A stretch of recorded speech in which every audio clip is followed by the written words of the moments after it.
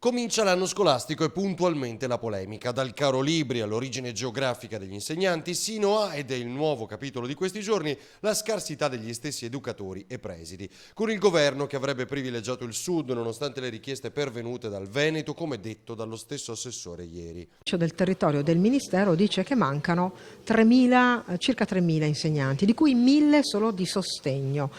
E il minimo indispensabile per avere l'orario che le famiglie avevano avuto l'anno scorso è di 468 e nessuna risposta viene data al Veneto. La fotografia della situazione, che rassicura, non è di allarme, la fa il provveditore. A Roma, da Padova, però era arrivata una richiesta precisa.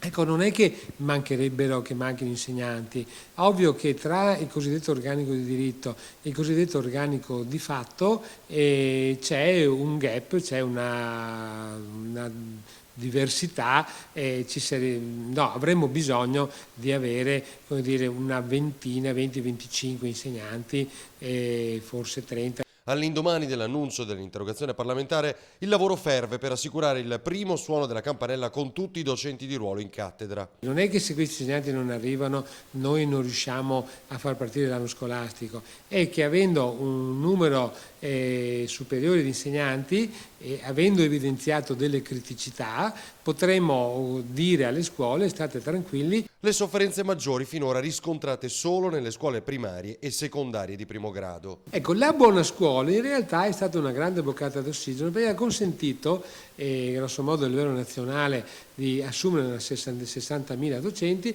a livello padovano 470 circa, uno più uno meno, che sono insegnanti che noi stiamo inserendo nelle scuole